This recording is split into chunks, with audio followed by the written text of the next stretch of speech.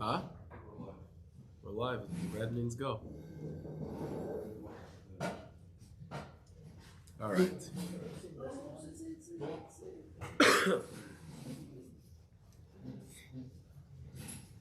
Okay, so let's learn. Really, I hope everyone's Michael me for tonight. First of all, I'm not feeling like great, so I don't know how clear I'll be with my voice. But we're gonna go deep sea diving tonight. Let's put it that way. So if you're ready for that, good. If you're not, then please be Michael me and start chazering something else in your head while you're here. You know what I mean? But we'll see what we can do. So what we're gonna be learning tonight is it's not a simple idea. It's not complicated in terms of like cheshbainis, but it's not a simple idea to wrap one's head around.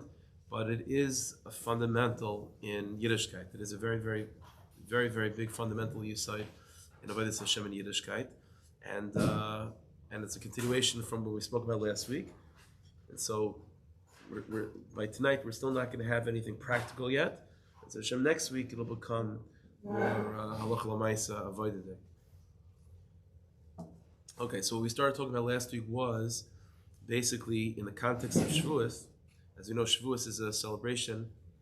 It's a yontif that revolves around two tzaddikim, two neshamas, two big neshamas. Moshe Rabbeinu, it's the giving of the Torah, Moshe Rabbeinu, and David HaMelech, it's his yortzeit, David Malki Mashiach.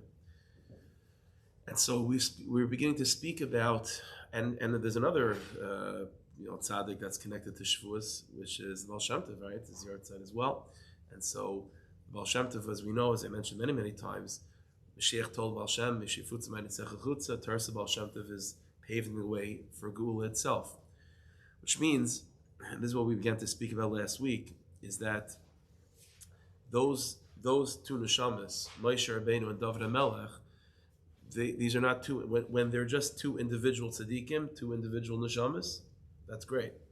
But when they come together, when they become a hybrid, when Moshe and David unify, that's Geula, that's Moshiach.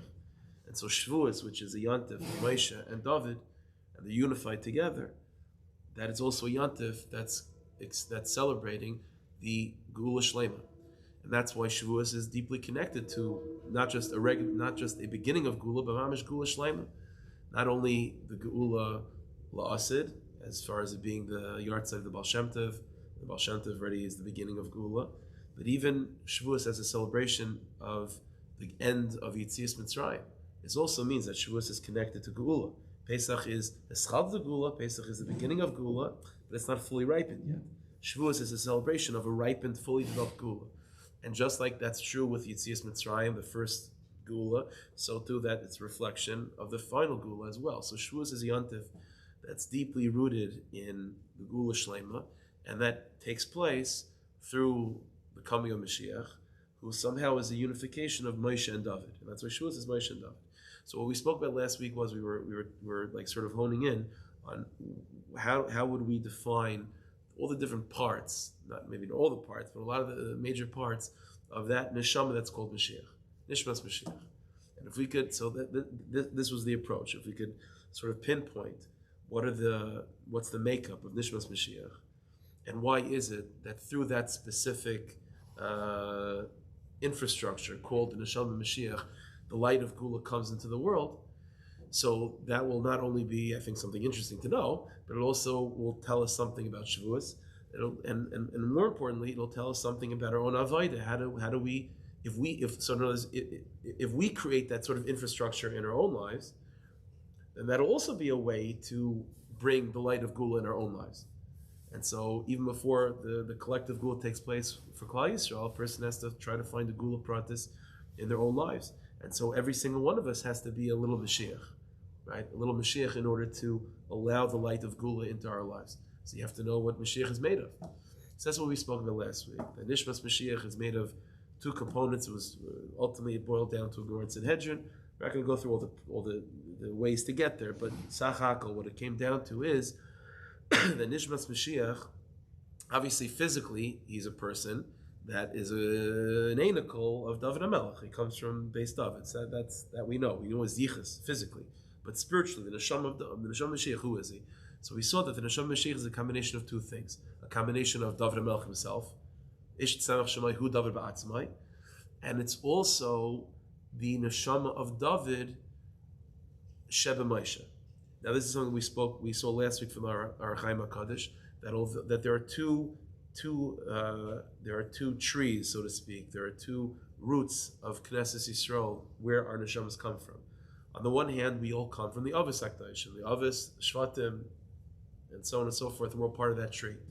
But we saw from the Chaim HaKadosh is that there's a deeper tree. Even that tree of the Avos is rooted in a higher tree. And that's called the tree of Moshe Rabbeinu.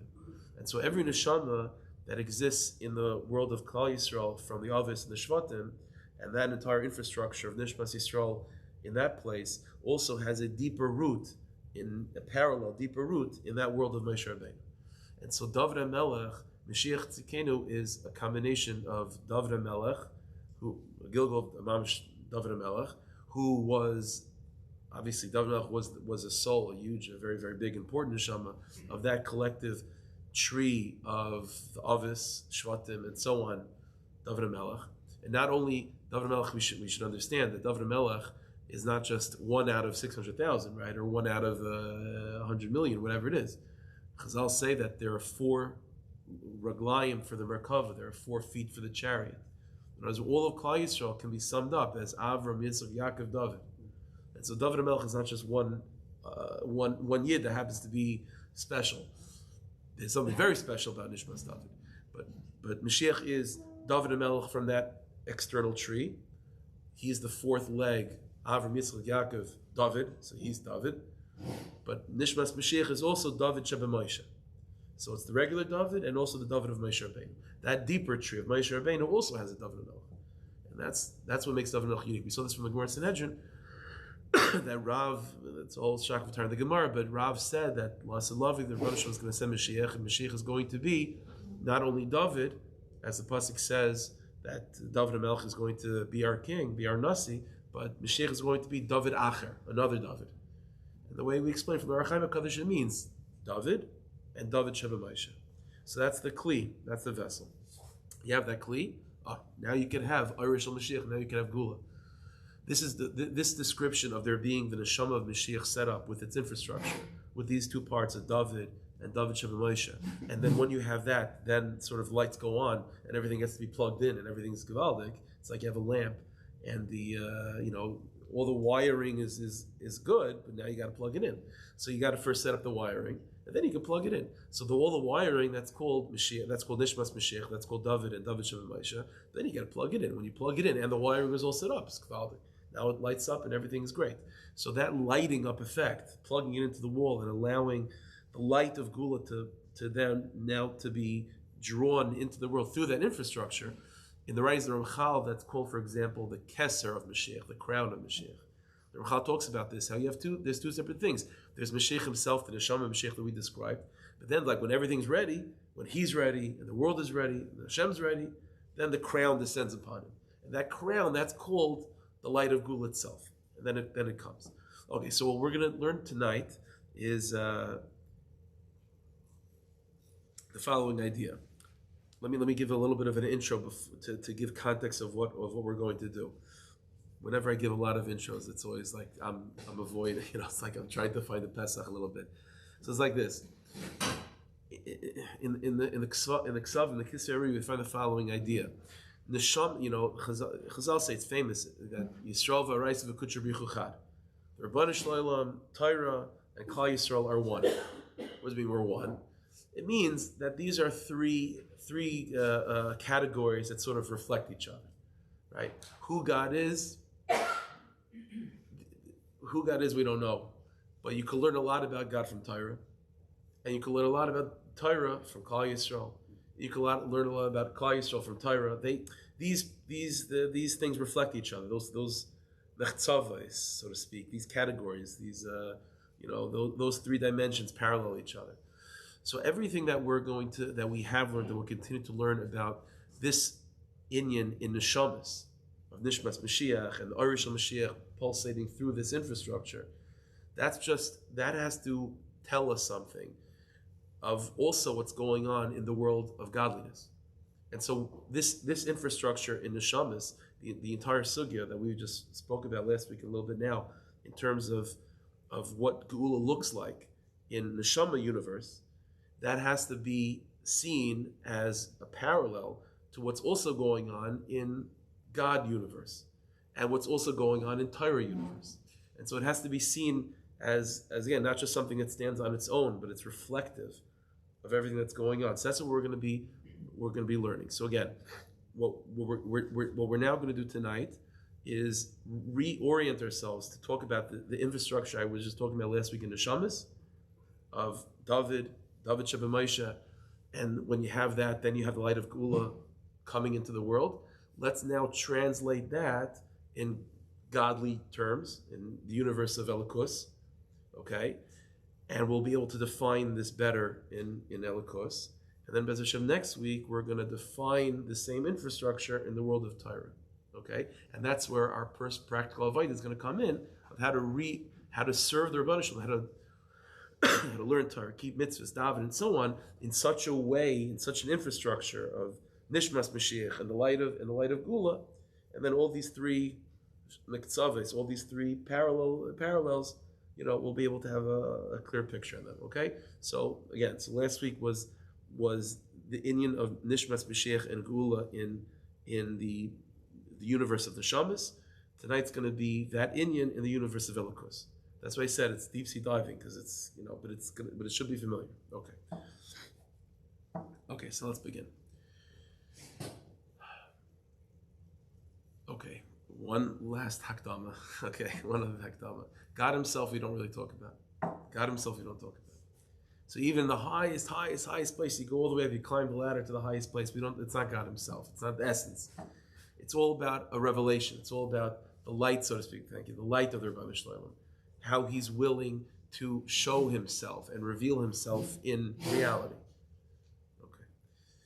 So with that being said, the first, deepest, highest revelation of Elikus, and that's why in the languages it's good to know. The language of the Sfarim, it's always Elikus. It's not Eloka. It's not God Himself. It's Elikus. It's godliness. It's divinity. It's Gedlichkeit, but it's not Gott Allein. So what is the first? What is the highest, deepest, original, opening scene of Elikus? So it all goes back to the opening line of the Arizal in Eitz Chaim, which is in the very, very beginning, before there was anything, there was Ar Ein Sof, the infinite light of God Himself. That was the first infinite. Now what happened then? The Rebbeinu Shalom, that's the first opening scene, right? But then the Rebbeinu Shalom wants there to be a world of a finite reality. So the Rebbeinu Shalom has to sort of hide that infinite self, and that's in the Svarim. It's called Tzimtzum. It's a whole sugi, whatever. It's a Tzimtzum that takes place, and now you have Gevul. Now you have the Rebbeinu Shalom also revealing Himself, because everything is the Rebbeinu Shalom letting us know about Him. But the first original Giloi was called a Giloi of Ein Sof, of infinite, and then ever since that point, it's been Giloi, revelation after revelation, opening, coming in contact with God in a way of Gvul, a way of finite reality. That's the reality that we have. So this is what we're going to be learning tonight, a little bit of that relationship between Ein Sof and Gvul. And let me explain why this is Negeya. When we talk about the Neshama of, let's go back to the Neshama language. Okay, there's going to be alternate languages. There's Neshamatic language and Elikustic language. The language of Neshamas, whenever you talk about David HaMelech, that Neshama that's called David HaMelech always means Malchus. What does Malchus mean? Malchus always means something very tangible, very down to earth, very practical, clean, very something that sort of has a beginning, has a middle, has an end, not something floating in outer space. Something tangible, Malchustic. In the Svarim, the sphere, the Midah of Malchus always means Lamat Mesar Tvachim, Lamaisa, down here. The Melech is responsible to make sure that the society, Klal Yisrael, functions in a practical way. So David HaMelech, the Neshama of David HaMelech, is always going to be oriented, is always going to mean Gevul, always going to mean something practical, tangible, concrete, as opposed to Avram, Yitzchak, and Yaakov, let's say, right? Or, the other legs of the Merkava, those are more conceptual, theoretical, infinite. In other words, let's say for example, within a person, Avram Avinu means chesed, so it means like the love that you have for your family. That love is within yourself when it's still within you. It's infinite. It's infinite. What you can say, if someone needs a pick me up, someone needs some chizik, what you can say to make them feel better, you could say anything. So it's like infinite. Gevura, how much strength and yira a person has, is also infinite. And Rachmanis, that's Yaakov, how much Rachmanis is also infinite. But in the world of Avram and Yaakov, it still remains infinite, right? So when you get to David HaMelech takes those ideas of Avram and Yaakov, and now, okay, say this. And then when you say something, das ist das. That was concrete. So David HaMelech always means finite and gvul. So let's go back again, going back to the language of Elokus. So we have the first revelation of the Rebbeinu Shalom, that's called Ein Sof, infinite. And then you have somehow that cut to the next scene. Now you have the Rebbeinu Shalom revealing himself in gvul, in finite ways, in the world that we see now. The Rebbeinu Shalom giving you, in particular, your parnasa, your ideas, you're interacting with you on a personal level. That's called gvul. So let's investigate the sugya of the relationship between that first scene of Ein Sof and the second scene of gvul. Okay.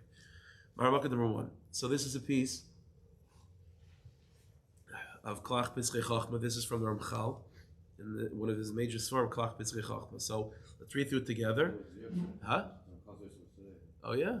Okay, fine. That's not going to should be side. Okay, fine. So there you go. So the Ramchal writes like this. So he says like this. It's clear to us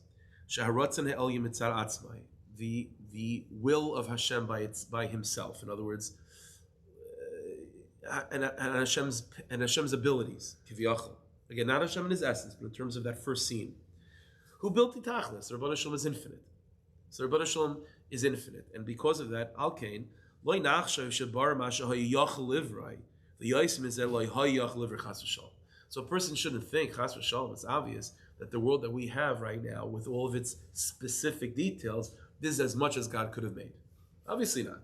The Rebbeinu Shalom is that not only could God have done it, but even that first scene of infinite light could have produced anything. I mean, literally, it's infinite. It could have produced a universe of infinity. Elovadai, hayachal harbe yaiser. Obviously, that first scene could have produced anything that the Rebbeinu Shalom could have imagined. I mean, anything. The world could have been produced from that first scene as infinite. El Shleirotza, the Rebbeinu Shalom didn't want that. The Rebbeinu Shalom didn't want that. Why? Not for now. V'lei pol b'derach kol yecholtai. The Rebbeinu Shalom did not then carry on the experience of creation, the act of creation, with his infinite ability, ubilti tachlisai, with its unending power. Rather, the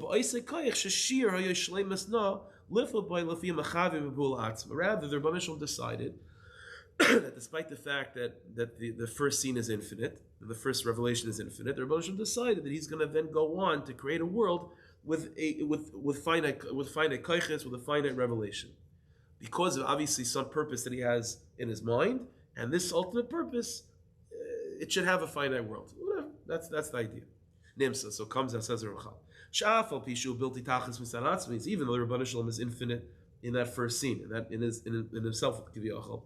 Ozav as bilti tachlis b'davar habriya. The Rebbeinu Shalom sort of pushed aside that infinite quality in order to create a finite world. Now, what the Ramchal is hinting to between the lines is the following idea, and it goes back to Rishonim, which is as follows. It sounds a little bit out there, but here's the idea. There's a line from the Rishonim which goes as follows: that for something to be truly infinite, here's the line: for something to be truly infinite and bilti bal tachlis, without any limitations at all, it means that within that infinite there has to be also the power of finite. So it says the Ramchal like this: when we talk about the first scene and the second scene, infinite and now finite, it's not the pshat. First was infinite. The Rebbeinu said, you know what, that's very nice, but you know what, scratch that. Not a good idea. Let's just start something new, a new revelation that's called finite. Rather, the Ramchal is saying as follows: everything starts off from that first revelation that's called infinite. But contained in that infinite first revelation was also what was eventually going to be finite too. And because for something to be truly infinite, it has to have everything. And everything also means finite. So there's such a thing as the language of the Rishonim is koyach hagvul, bibli gvul, the power of finite within the infinite.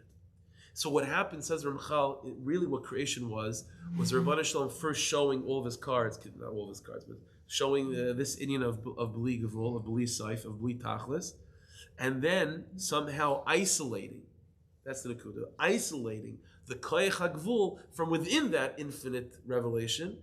And now that isolated koyach hagvul is going to be where reality comes from. So the koyach hagvul, the finite reality that we have, is not just out of nowhere, where it's not a new beginning.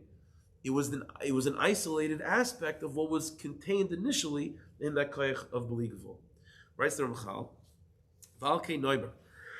So we can say is as follows: Sha koyach hazeh shu asiba kfar nezav min habilti bal tachlis shesar mimenu. That this koyach, this finite koyach, which is the cause of the universe that we experience, was always within the infinite, and it was just being isolated. The decision of the Rebbeinu was to isolate that koyach from within the infinite. Now I'm going to give you a mashal very soon to describe this a little bit more in human terms, but this is the idea. Now what this does for us is two things. Says Ramchal. Number one, Aleph. It means that the finite universe that we experience right now had a place in Ein Sof. It's not altogether something new, that the Rabbanah Shalom took away the first scene and now started fresh again with another scene that's called finite reality. No. Finite reality also originated with an infinite. It's just the Rabbanah Shalom isolated that nakuda of finity, of gvul, that was within bili gvul. So number one, the koyach of gvul is not something new. It always was in Ein Sof. And we'll see why that's important in a moment. Beis, and another nakuda is like this. Shebeyois kalulas be'Ein Sof, because of that, once you have this idea that the koyach of gvul originally started off as part of bili gvul, it means that it's most likely to think of this is that the version of gvul that we see it now was not always like this, because when that power of finite is still part of the universe of bili gvul, it's probably not the same. It doesn't look the same as when it's isolated. Because if the power of gvul was its own creation on its own, okay, then this is what it always looked like. But if the koyach of gvul originally started off as part of bili gvul, then whatever is part of bili gvul is probably different than anything we've ever experienced.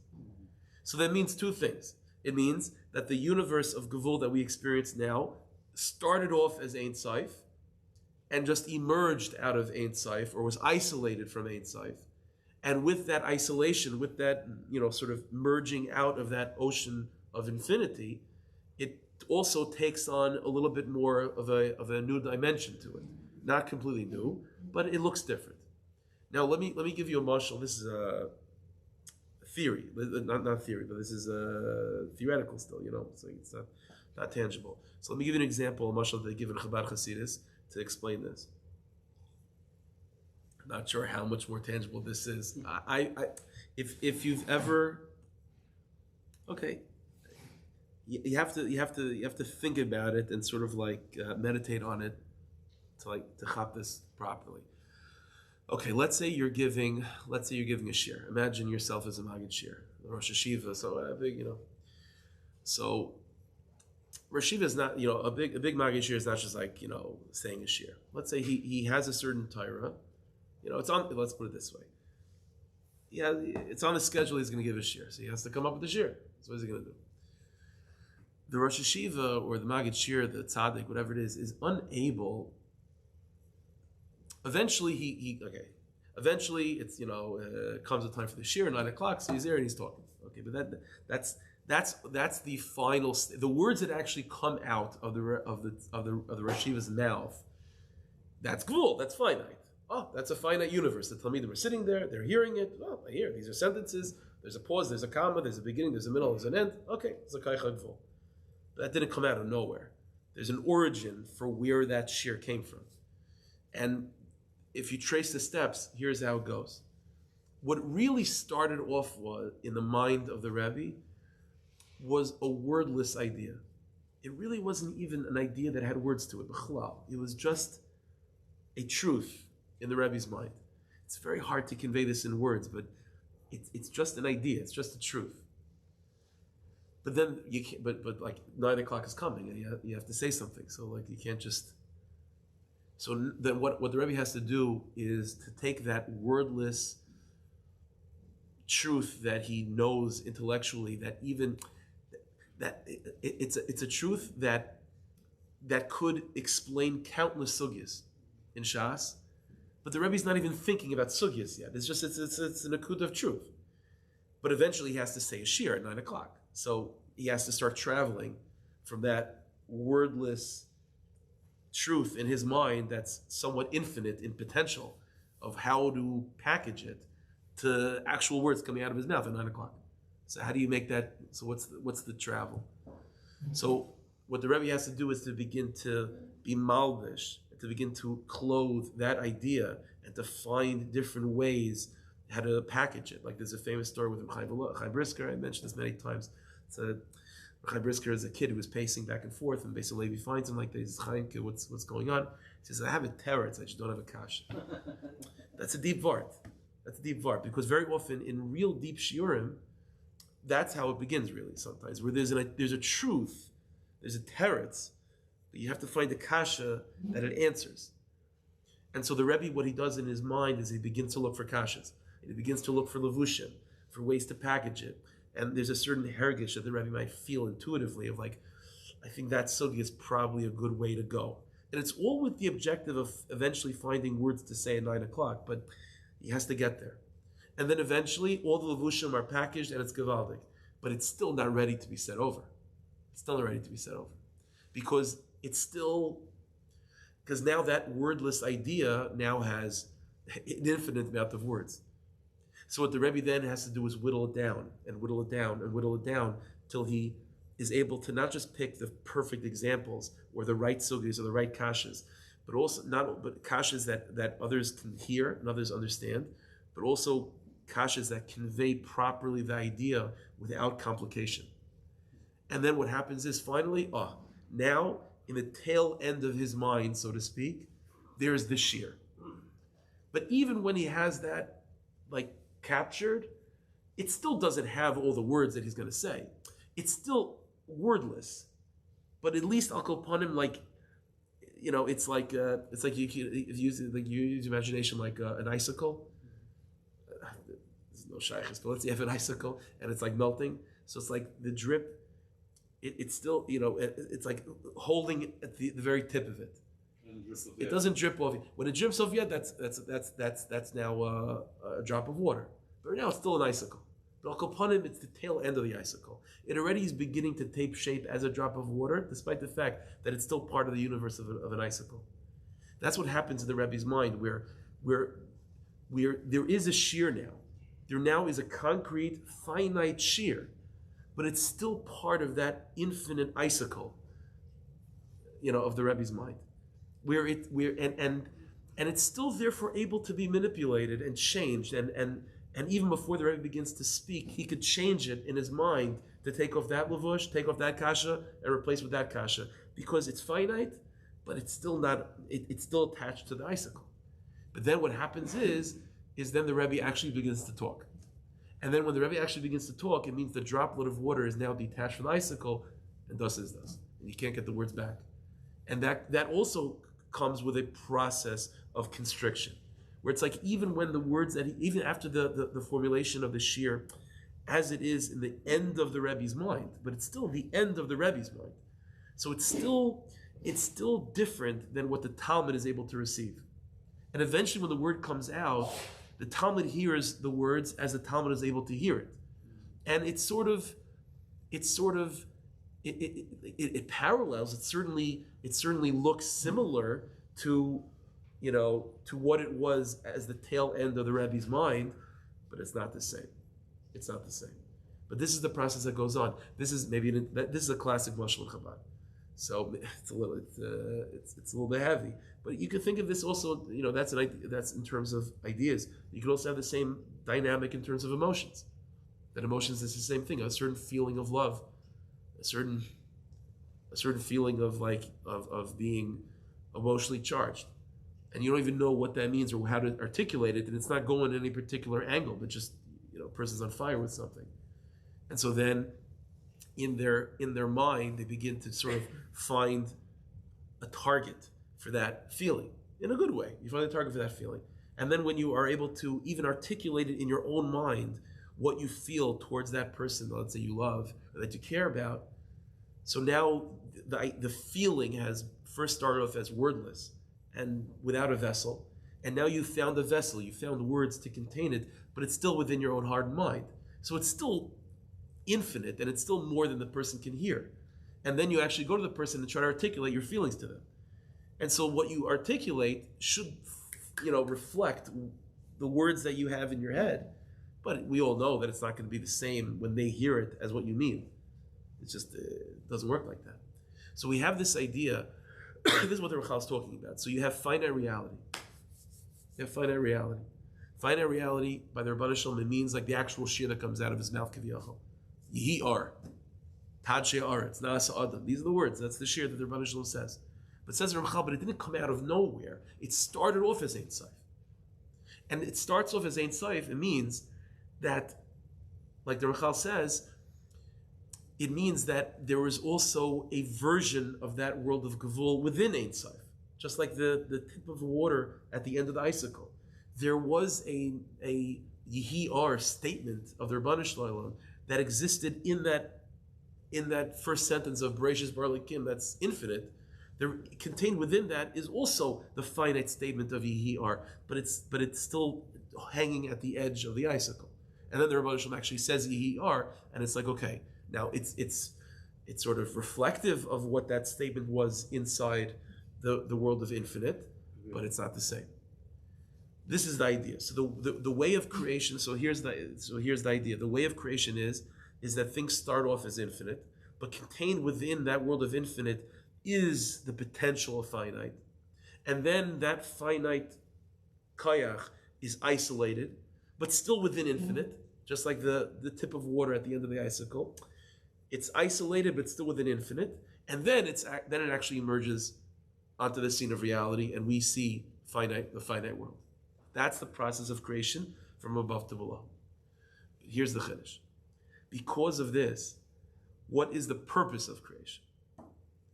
See, the purpose of creation, this is where we're going to transition into the next part, and as Hashem, it should go nice and easy, hopefully. The purpose of creation is for us to be able to experience that original Ein Sof. But here's the idea. If the goal of the Rebbeinu Shalom, again, the way creation starts, everything is Ein Sof, infinite, and eventually, slowly but surely, what emerges out of that infinite light is finite reality. But what is the purpose of that finite reality? What are we supposed to be doing? The answer is what we're supposed to be doing is reverse engineering creation, of going back into that bubble, going back into that bubble. But and that's the ultimate tachlis. This is what the Rambam says at the end of Mishnah Torah when he describes Yemaisa Moshiach, which is leading to the purpose of creation. That the experience of life will be Umal Artzeis Hashem, to experience the knowledge of God. Kamayim liyamachasim, like waters that fill the ocean. Waters that fill the ocean. Even Chazal have a lashon in the Gemara Yavamis of Mayim she'ein lahem sof, waters that are infinite. That description of the pasuk, and the Rambam is saying is the tachlis of that's Yemaisa Moshiach. That's a description of what the purpose is, which is for us to sort of break out of this finite reality and be able to experience God in an infinite way.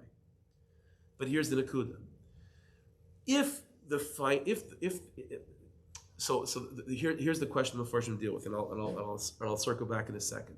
Well, if that's the tachlis, then like, what was the purpose of all of this? Like, everything started off infinite anyway. Like, what are we going through all difficulties and a finite life just to bring everything back the way it was? But here's the nakuda. Because finite reality originated as part of infinite, So there's an amazing possibility, which is that you don't have to sacrifice your finite quality in order to find yourself back in infinite. If finite reality was something altogether different than infinite, then you have to make a choice. Either you're going to be in finite reality, scene 2, or no scene 2, just scene 1. And then, like, okay, so what's the tachlis? So Rebbeinu Shalom first has scene 1, infinite, and Hashem says, okay, you know what? That'll be for later. And then another Inyan, Gevul, for 6,000 years Gevul, and then, you know what? Forget scene 2, go back to scene 1. So what's all tachlis?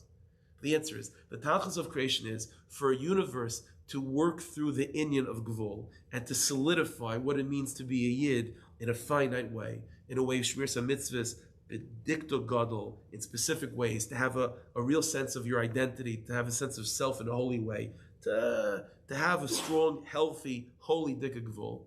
But for that Gevul, for that energy of Gevul, which through the creative process, through creation, was isolated from its origin in Ein Sof, and for that Koyach HaGvul to reverse itself, to go in reverse, and to return into that universe of Ein Sof. But because it originally comes from Ein Sof, and it went through 6,000 years of fortification, of diktuk and mitzvahs and halachas and Yiddishkeit, of solidifying the infrastructure of finite, what's able to happen now is that it's able to then return into that universe, that bubble, to experience itself as part of infinite without becoming lost in that ocean. That's the purpose of creation. But this is only true because of this Yisod of the Ramchal, that finite originally started off as infinite. So it's not a stira that you have to erase one thing to replace it with something else. They originally come from the same thing. But through the process of creation, by isolating the koyach of Gevul and giving it Torah and mitzvahs, right, and giving Yidden in this universe of Gevul the necessary tools to mechazik itself and to strengthen and purify this inyan of finite reality, then now this finite reality can be returned, mamish like pressing rewind, and returned back into Ein Sof without becoming lost in the process. It doesn't have to become lost because it was originally part of Ein Sof as well. But in the beginning, it never had time to shine on its own, so it was never noticeable.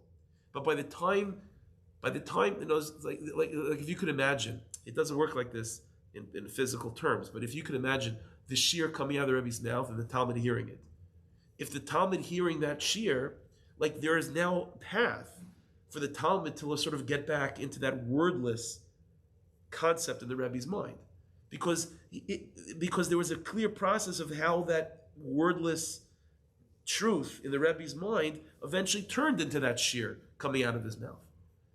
If the Talmud, but without it going through those processes and steps of eventually taking on its own, you know, its own identity as the words of the shear that the Talmud hears, then the Talmud would not. Then the Talmud wouldn't have any way to grasp that wordless truth of the Rebbe. But because the wordless truth of the Rebbe was able to go through this process of isolation and constriction to eventually lead into a tangible shear that the Talmud can hear, that tangible shear is the result of that word. It's the culmination of that wordless truth in the Rebbe's mind. So there's a way of going back.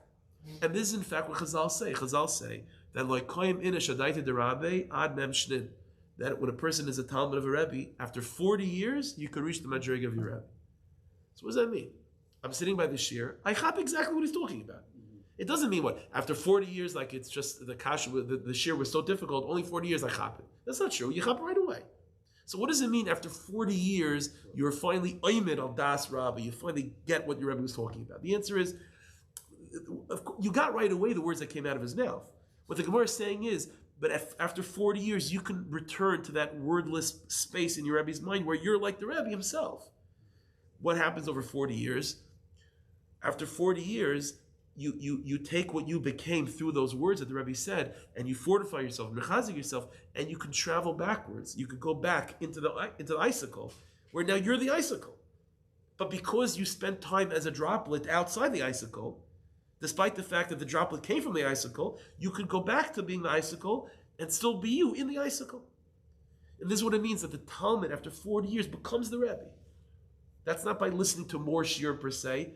That's by reverse engineering the shiur, by slowly but surely becoming a person that you use the shiur, the words that the Rebbe says, to return to where the origin point was, where you become the Reb Chaim who has a teretz but not a kasha. That's the process, and that's exactly what creation is.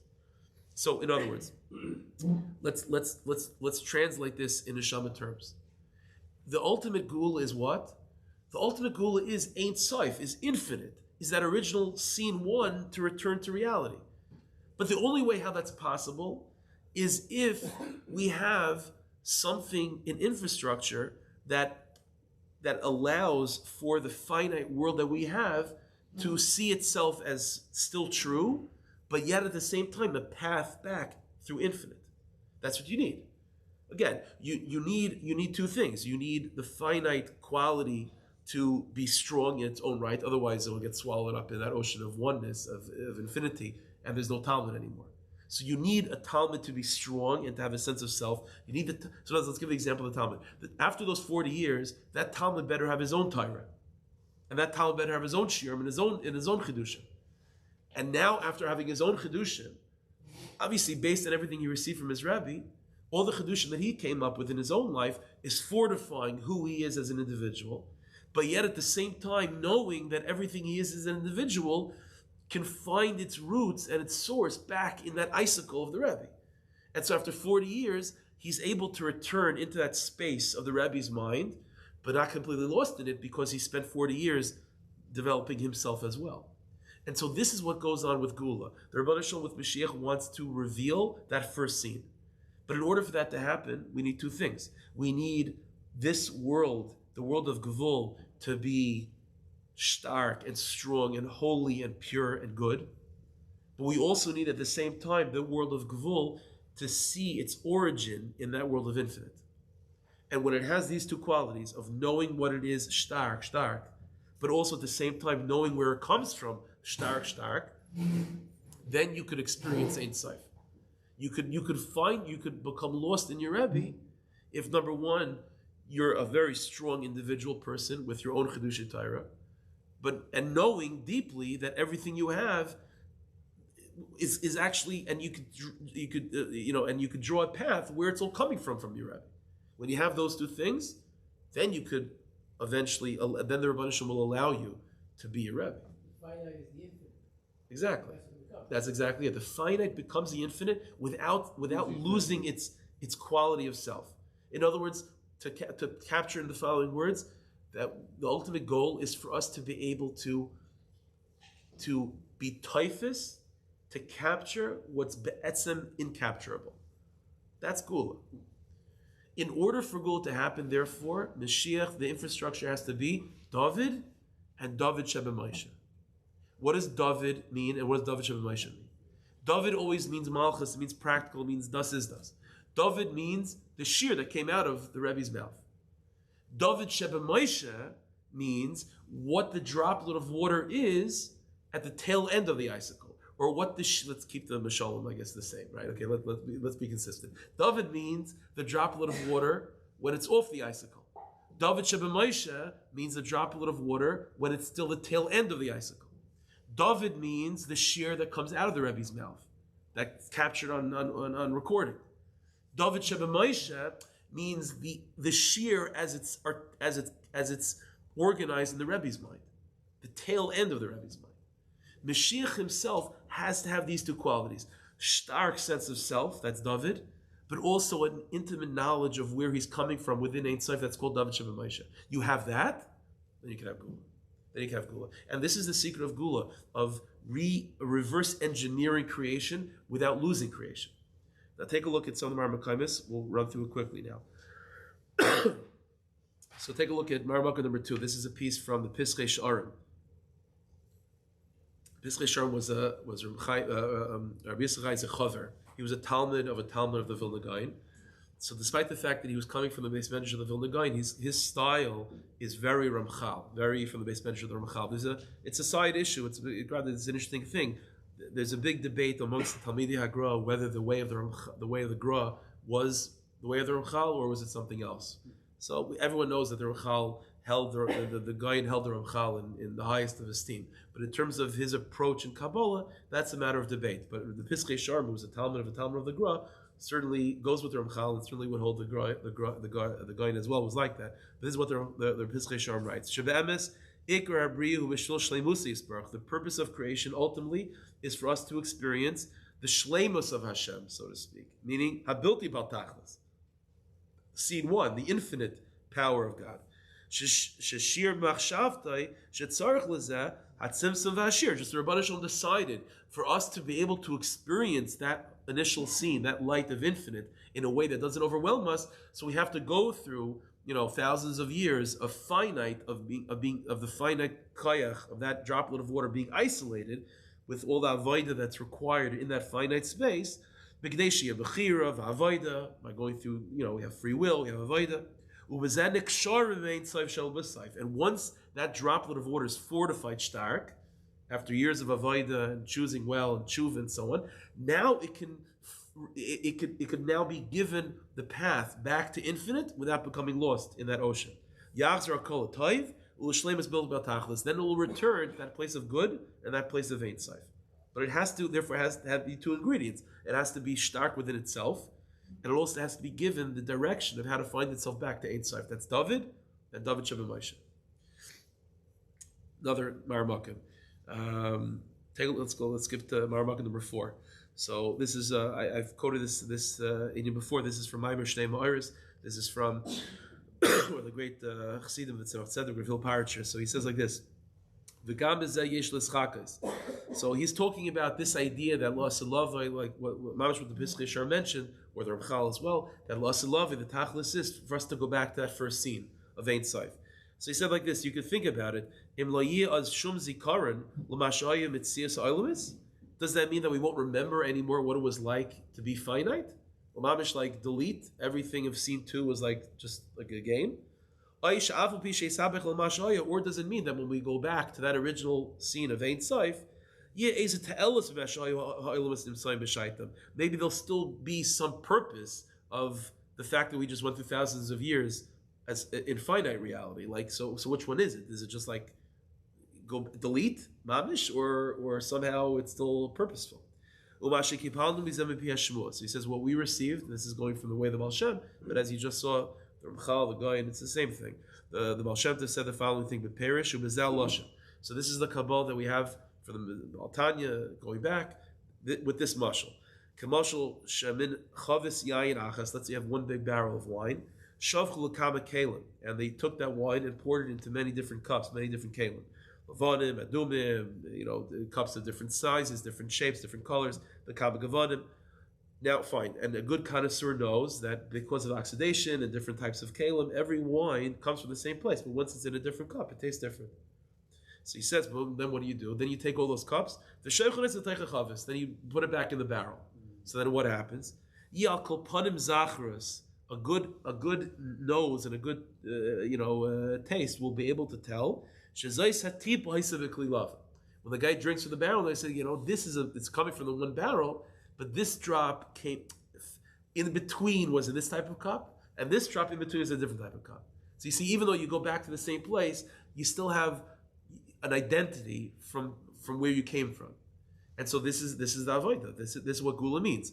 Having David, which means your identity now, holy, strong identity now. David Shabbat Moshe, knowing that your identity now has its roots in Ein Sof, and when you have that in place, after 40 years, you can become your Rebbe, and you can go back to Ein Sof, and that's mamish what Gula is.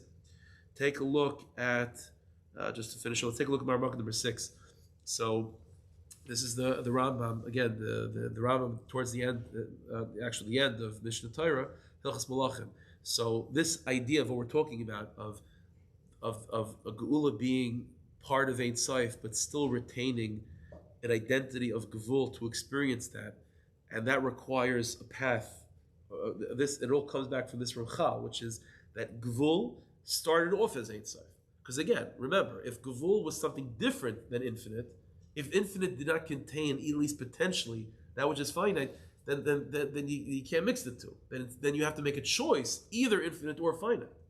But because initially finite started off as infinite and it just was isolated, okay, so now you could reverse engineer, bring it back. So that's the idea. So it says the Rambam like this: during the times of Mashiach, there won't be famine, there won't be war, not jealousy, not fighting. There'll be an abundance of good, The whole ma'adanim and all delicacies, mitzuin ka'afar, will be mamish like dirt. That's how much good. The involvement in the world will be for one thing, which is to serve, to know Hashem. So the Jewish people therefore will be very wise. And know hidden things. And understand and reach the level of understanding their Creator based on the ability of the human being. Now the Rambam threw in a lot of things over here, which is not usual. The Rambam could have just said at that time, okay, at that time everything will be good. But the Rambam kept on saying like negative, right? There won't be bad, there won't be milchama, there won't be this. Goodness will be in abundance. Ad kedei kach, it'll be like dirt. What's the Rambam trying to say with this? What the Rambam is trying to what he's trying to convey is the following idea: is that the goodness of Yemais Mashiach is Ein Sof. It's why do we call, let's put it this way, why do we call that initial scene Ein Sof? The scene, the light without end. Why not something positive? Why not say what it is? The answer is because something that's infinite, you can't say what it is. You can say what it's not. You can say that it doesn't have an end. But by its very definition, you can't say what it is. If you say what it is, it means you just put it fine. You made it finite. You can't capture it. You can say that you can't capture it. That's what I'm saying. What I'm saying is that it will be a time without war, without bad things, without any of that stuff. It's a time of infinite. But then the Rambam goes on to say, but there will be good, which means there will be things that you can capture. What the Rambam is conveying is the in other words, what the Rambam is describing physically by Yemais Mashiach is these two elements of us being able to articulate and to capture something that's incapturable. That the good of life will be infinite, but yet will be a part of it to experience. And then the Rambam basically says the same thing, just instead of talking about Gashmias, now he talks about Avodas Hashem and Ruchnias. That the world will be focused on serving, on knowing Hashem. Okay. And then the Rambam says, and we'll know hidden things. We'll reach the understanding of our Creator to the extent of our ability. Well, isn't that true now? I mean, like, I don't know, to whatever your extent of your ability is, like, let God make it bigger. Like, the whole idea over here is like it's going to be amazing, but he has that little caveat, as much as you can. You know, it's a little bit of a. The answer is what the Rambam is saying is that's the biggest milah. Because what we're saying is that Taka, it's going to be infinite. They'll reach the understanding of their Creator. That's called infinite. Kefi kaicha adam. But in a way that won't overwhelm your kaichas. He's not trying to limit your understanding with that statement. He's trying to say that you won't be overwhelmed by that. And that you'll still be a you. Just like the Gashmias of Yemais Mashiach reflects the Ruchnias of Yemais Mashiach. The Gashmias is infinite, but practical and tangible at the same time. The Ruchnius is also the same thing. And all of this is exactly what's going to happen in the world of Yemais Mashiach, and in the soul dynamic of Yemais Mashiach is this idea of Nishmas Mashiach is David Sheba Moshe, and from that infrastructure, now you have Gula itself. And what is Gula itself? Take a look at Marmukah number 7. Marmukah number 7. This is from the Sefer Taras Chaim. This is from the Tzemach Tzedek. The Mittler Rebbe. So the Mittler Rebbe writes in Parshas B'Shalach. Some of this we can't really, translate so much, but you'll get the gist. Hopefully, Zeni Madregas Moshe. When we're talking about Moshe Rabbeinu, Zeni Madregas Moshe Shai Eved Hashem. Hainu, what does it mean? Moshe Rabbeinu is a servant of Hashem. Aren't we all servants of Hashem? What does it mean? Moshe Rabbeinu is Eved Hashem. It means there's two ways Yud Kei Vav. There's so to speak, two names of Hashem. There's Yud Kei Vav Kei in scene 2, like the finite revelation of God, and then there's Yud Kei Vav Kei of scene 1. Moshe Rabbeinu himself is Yud Kei Vav Kei of scene 1, infinite. And the truth is, And because of that, we never truly grasped Moshe Rabbeinu's greatness. Even when he passed away, the Jewish people had more veils for Aaron than we had for Moshe. Moshe Rabbeinu comes down from the mountain and he has to wear a veil over his face. We weren't typhus Moshe Rabbeinu. We didn't have the kalim for it. The